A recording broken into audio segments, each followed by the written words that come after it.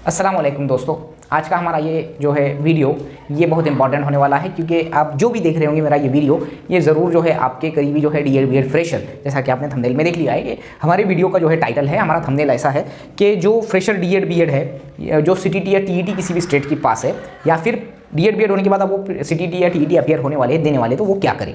उसके लिए हमारा वीडियो है ये फ्रेशर के लिए। अगर ओवरऑल इंडिया में से जो है आप कहीं से भी देख रहे होंगे तो ये वीडियो आपके लिए है।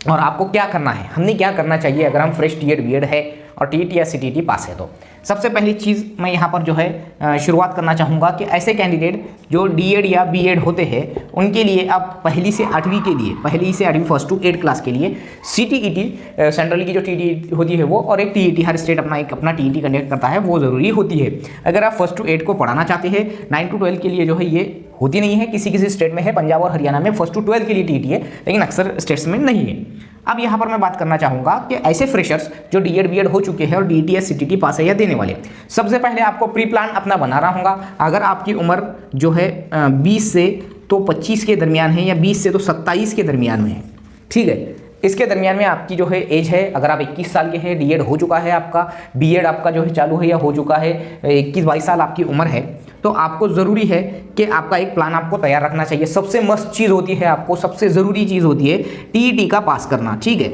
अगर आप किसी भी स्टेट से बिलोंग करते हैं, मैं महाराष्ट्र वालों से यहाँ पर जो है मुखातिब हूँ कि अगर आप महाराष्ट्र में रहते हैं तो आपको टीईटी जो है कंपलसरी है। यूपी वालों के लिए भी जो है टीईटी कंपलसरी होती है। वहाँ पर सुपर टीईटी नाम का एक एग्जाम होता है जो कि मेंस होता है, यानी कि टीईटी पास करने वाला सुपर टीईटी के लिए एलिजिबल होता है। अगर आप भारत के किसी भी स्टेट से देख रहे होंगे तो ये वीडियो आपके लिए। इस टीईटी के पास करने के बाद में आपको अगले चैलेंज के लिए एक तो टीईटी एक तो सीटीटी, ये दो में से कोई एक आप पास कर सकते हैं, क्योंकि तकरीबन हर स्टेट ने सीटीटी को एक्सेप्ट कर लिया है। वो स्टेट की टीईटी पास करा हुआ होना चाहिए या फिर उसके पास सीटीटी होनी चाहिए पहली से 8वीं के टीचिंग के लिए। अब महाराष्ट्र में भी यही हालत है। अब महाराष्ट्र में जो फ्रेशर है, जो चाहते हैं कि भाई इन फ्यूचर में वो टीचर बनना चाहते हैं, तो उनको टेट नाम का ये एग्जाम जो है क्रैक करना होगा। जैसे कि आप न्यूज़ों में देखते होंगे, जो फ्रेशर है आपके सीनियर्स को, आपके जो है जितने भी, अगर आप न्यूज़पेपर पढ़ते होंगे, न्यूज़ देखते होंगे, तो उसमें इसका जो है बुद्धिमत्ता चाचनी जो है, अभियोग्यता और बुद्धिमत्ता चाचनी महाराष्ट्र का ये शिक्षक भर्ती के नाम का जो है मेंस एग्जाम है, प्री एग्जाम जिसको हम बोलेंगे टीईटी, ये होता है, या सीटीटी, दोनों में से कोई एक पास करे तो भी चलता है। ऐसा जरूरी नहीं है कि टीईटी पास कर लेना और उसके बाद में सीटीटी कंपलसरी है, दोनों में से कोई एक आप पास कर सकते हैं। इस तक जाने के लिए आपको ये मंजिल जो है पार करनी होती है। ऐसे ही हालत जो है राजस्थान की जो शिक्षक भर्ती में रीट वालों के लिए है, उनके भी लिए एक स्पेशल एग्जाम होता है, रीट ये टीचर का एग्जाम होता है। सुपर टीईटी जो होता है वो यूपी में होता है। अब बात करते हैं महाराष्ट्र की। तो महाराष्ट्र में इस एग्जाम को अगर आप अपियर करना चाहते हैं तो यहाँ पर आपका प्री प्लान ये रहना चाहिए, सीटीटी अगर आप पास कर लिए, अगर आप मेरी राय मानते हैं, तो मेरा ऐसा कहना है कि देखो 5 से 10 साल तक, 5 से 7 साल या 10 सालों तक जो है शिक्षक भर्तियां हो नहीं रही है हमारे महाराष्ट्र में, और हर स्टेट में यही हालत है शिक्षक भर्तियों की। तो मेरा ऐसा कहना है अगर पहले फुर्सत में आप सीटीटी जो है क्रैक कीजिए, पहले फुर्सत में सीटीटी, इसका फायदा क्या होगा, आप सेंट्रल के लिए भी एलिजिबल रहेंगे, सेंट्रल की टीचिंग वैकेंसी के लिए भी और स्टेट की भी टीचिंग वैकेंसी के लिए। महाराष्ट्र वाले अगर मेरा ये वीडियो जो है गौर से देख रहे हो, वो फ्रेशर है, तो जरूर जो इस पर गौर कीजिए। सीटीटी पास करने के बाद में आप जो है केवीएस और एनवीएस जैसे एग्जाम के लिए एलिजिबल हो जाते हैं शिक्षक भर्ती के, ठीक है। केंद्रीय विद्यालय संगठन जो है शिक्षक भर्ती लेता है, हर 2-3 साल में लेता है, जस्ट अभी हुई है, उसके अपॉइंटमेंट्स भी हो चुके हैं। अगर आप अंडर एज है, 27 के अंदर है, ओपन कैटेगरी से, या फिर 27 के अंदर है, और जो है अदर कैटेगरी से, रिजर्व कैटेगरी से है, आप 32 साल के अंदर है, 32 साल के अंदर रिजर्व कैटेगरी से, ओपन के लिए 27, तो आप 1st to 5th के लिए एलिजिबल होते हैं यहाँ पर। और जो 6 to 10 होता है उनका जो दूसरा जो टप्पा होता है केवीएस वालों का, पहला होता है 1st to 5th और दूसरा होता है 6 to 10। केवीएस की बात कर रहा हूँ मैं। आप फोकस कीजिए, अगर आप में एबिलिटी है, अगर आप में जो है बहुत ज़्यादा क्यूरियोसिटी है, अगर आप हार्डवर्किंग पर्सन है, तो आप जरूर इस एग्जाम को जो है के लिए प्रिपेयर रहिए। सीटीटी आप पहले फुर्सत में क्रैक कीजिए, उसके बाद में केवीएस को पहला आपका टारगेट बनाइए, क्योंकि महाराष्ट्र में शिक्षक भर्ती जो है हर 5-7 साल में हो रही है। ऐसा कभी भी नहीं हुआ कि 2 साल में जो है, 2008 में हुई थी, 10 में हुई, उसके बाद डायरेक्ट 19 में, 17 में, लेकर 19 में 9 साल के गैप के बाद, अब 17 के बाद में अब ये 24 में होने जा रही है, यानी 6 साल के गैप के बाद। तो मेरा ऐसा कहना है कि महाराष्ट्र की शिक्षक भर्ती का इंतजार करने से अच्छा है, आपके पास अगर अच्छी अपॉर्चुनिटी है, उम्र है, आपके पास टैलेंट है, तो बहुत बढ़िया पोस्ट है 1st to 5th की।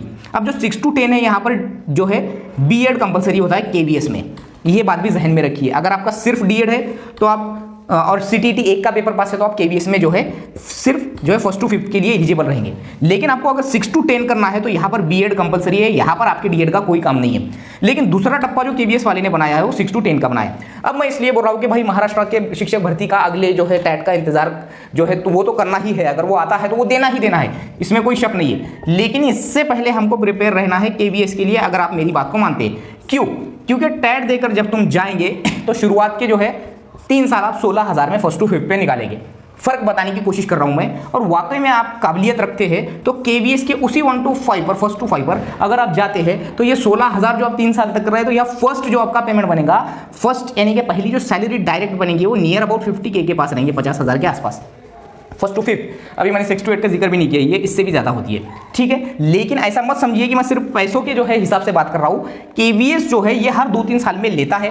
अब अगली डेट कब होंगी क्या होंगी वो गवर्नमेंट ऑफ महाराष्ट्र के भरोसे पर है, लेकिन KVS जो है 2-3 साल में अपॉर्चुनिटी देता है। मैं पहले ही बोल रहा हूँ, अगर आप 27 साल के या 32 साल के अंदर है तो आप CTET पहले फुर्सत में जो है क्रैक कीजिए और इसको ही अहमियत दीजिए पहले फुर्सत में।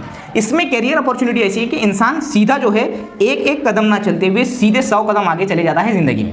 क्योंकि यहाँ मैं इकोनॉमिकली भी उसको डिस्क्राइब करके बता रहा हूँ, एक्सप्लेन करके बता रहा हूँ कि इकोनॉमिकली तो सीधी सीधी बात है, 16,000 से शिक्षण सेवक शुरू करना और 50,000 से। लेकिन इसके लिए कुर्बानी ये है, अगर आप कोई भी स्टेट से दिख रहे हैं KVS में इंटरेस्टेड है आप, कुर्बानी इतनी है कि आपका जो बोलेंगे घर है, यानी कि आपका जो भी जिस जिले में या जिस स्टेट में आप रहते हैं तो वहाँ से आपको ओवरऑल इंडिया ये लोकेशन होता है KVS का, ना कि आपका महाराष्ट्र, ना कि आपका उत्तर प्रदेश, ना ही राजस्थान। अब ये KVS के ऐड में अगर आपके स्टेट में वैकेंसी आती है और उसकी मेरिट में आप बढ़ते हैं ओवरऑल इंडिया की, तो आपको मिल सकता है। शुरुआत के तो जो 4-5 साल रहेंगे वो तो अच्छे खासे दूर रहेंगे, यानी कि ओवरऑल इंडिया बोल रहा हूं मैं, ओवरऑल इंडिया, पूरा इंडिया, 28 स्टेट और 8 जो है केंद्र शासित प्रदेश जिसको हम बोलते हैं, वो यहाँ पर जो है उसके लिए क्या होते हैं, क्राइटेरिया यानी कि लोकेशन होते हैं। जैसा कि तुम बोल रहे हो कि भाई महाराष्ट्र का टेट देखकर तो मैं मेरे महाराष्ट्र में ही लगूंगा, कोई भी जिले में 36, यहाँ ऐसा नहीं है, इस बात को जहन में रखो। लेकिन अपॉर्चुनिटी बहुत बेस्ट है, बहुत बेस्ट कैरियर बन सकता है, फाइनेंशियली हम बहुत स्ट्रांग बन सकते हैं और हमारा फ्यूचर भी बहुत बेहतर हो सकता है।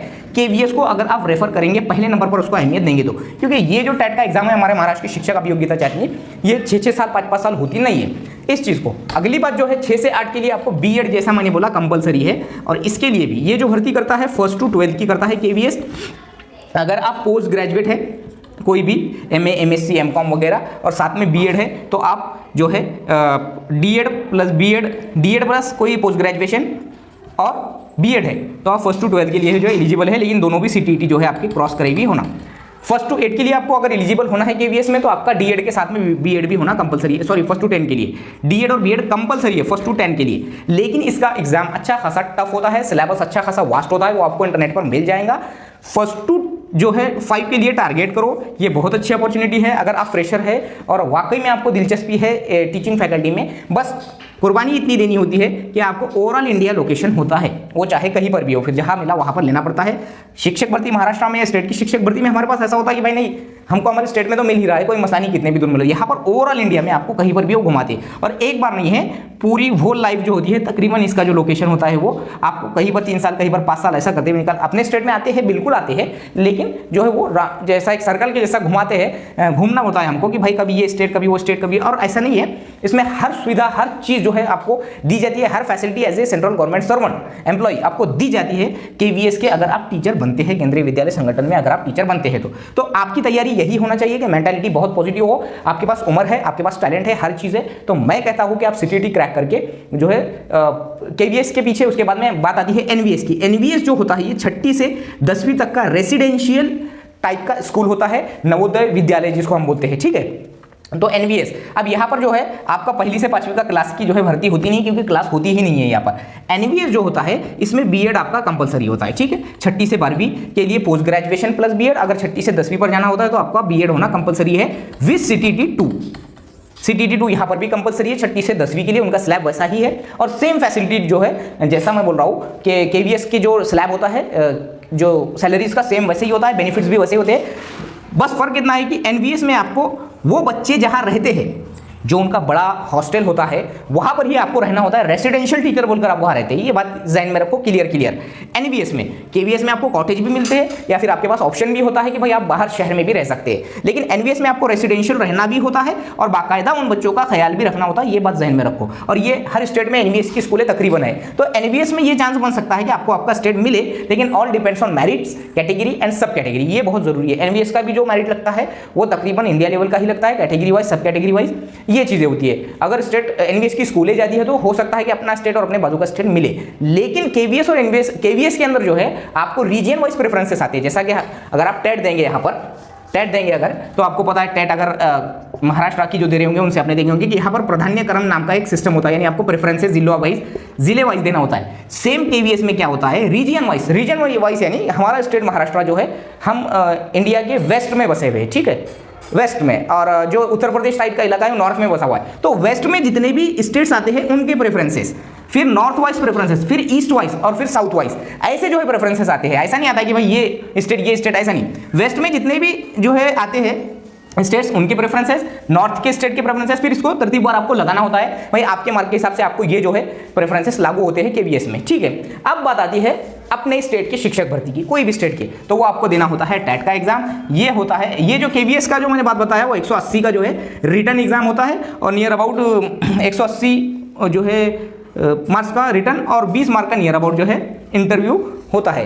तो 20 मार्क या 70 मार्क का नियर अबाउट, मैं कंफ्यूज हो रहा हूँ। तो इसमें इंटरव्यू भी होता है केवीएस का। और एक बात क्लियर कराने की कोशिश करूँगा, आपके पास रिटर्न प्लस इंटरव्यू, ये दो चीज़ें होती है केवीएस में। ये दोनों क्रैक करके, यानी रिटर्न को ही ज़्यादा वेटेज होता है, 85% जो है वेटेज रिटर्न के एग्जाम को होता है। सिलेबस भी अच्छा वास्ट है, पहली से 5वीं का अलग है और 6ठी से 10वीं का और 11वीं 12वीं का सिलेबस अलग है इसका, वो बाद में आप देखिए। सिर्फ मोटिव आपका ये होना चाहिए कि आपको जाना कहाँ है। अब है टेट की बारी। टेट जो है महाराष्ट्र का जो है एक सबसे टफेस्ट एग्जाम में से एक एग्जाम है। ये 200 मार्क का होता है, इसमें 120 मिनट होते हैं और इन 200 में से नियर अबाउट 70% से भी ज़्यादा वेटेज मैथ्स एंड IQ को होता है, यानी कि जहनी आजमाइश, बुद्धिमत्ता चाचनी और रियाजी को होता है।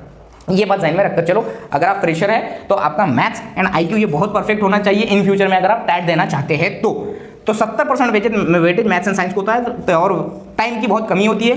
200 सवाल होते हैं, 120 मिनट होता है। एक्यूरेसी और जो है स्पीड, ये दोनों यहाँ मायने रखते हैं। ये टेट का जो एग्जाम होता है ये हर 2-4 साल में होता है। अगर आप फ्रेशर है तो अभी से आप तैयार रहिए, इन फ्यूचर हो भी सकता है। लेकिन ये टेट के साथ मैंने आपको ज़्यादातर फोकस क्यों किया केवीएस एनवीएस पर, क्योंकि यह अपॉर्चुनिटी बहुत है। लेकिन मेरा ये कहना है कि अगर आप में काबिलियत रहते हुए, टैलेंट रहते हुए भी आप केवीएस एनवीएस नहीं दे रहे तो आप जो है गलती कर रहे होंगे।